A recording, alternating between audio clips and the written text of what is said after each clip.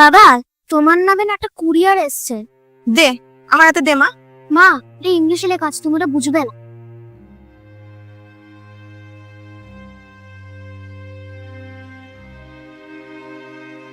বাবা, কালকে না স্কুলে প্যারেন্টস টিচার মিটিং আছে, তুমি যাবে তো? কালকে তো হবে না রে মা।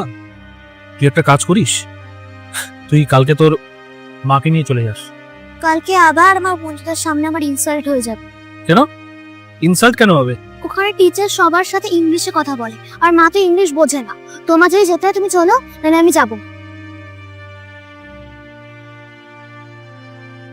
তুমি কিছু মনে করো না, ও তো বাচ্চা মানুষ।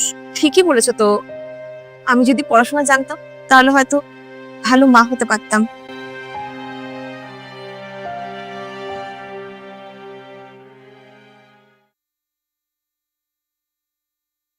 ঐশানী, হ্যাঁ বাবা। মা, তুমি অনেক বড় হয়ে গেছো আর এখন অনেক কিছু বুঝতেও শিখেছো, কিন্তু তোমার এখনো অনেক কিছু বোঝা বাকি আছে। মা ইংলিশ পারে না, তার জন্য তোমার খুব লজ্জা লাগে। তুমি মাকে স্কুলে নিয়ে যেতে চাও না, কোনো বন্ধুর সাথে পরিচয় করাতে চাও না, কিন্তু ইংলিশ না পারা সত্ত্বেও তোমার মা কিন্তু তোমার সমস্ত রকম প্রবলেম সলভ করে দেয়। তোমার শরীর খারাপ হলে তোমাকে ডাক্তারের কাছে নিয়ে যায়, তোমাকে ফেভারিট রান্না করে খাওয়ায়, তারপর তোমার জামা কাপড় ধুয়ে দেয়, তোমার স্কুলের যে শু সেটা পালিশ করে দেয়, তোমার হোমওয়ার্ক করে দেয়। মা কিন্তু তোমাকে খুব ভালোবাসে।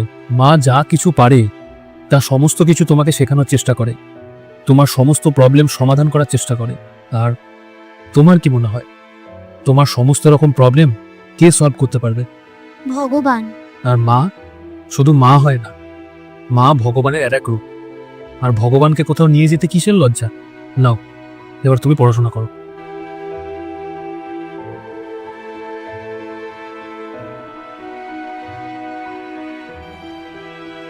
মা, হ্যাঁ মা, সরি।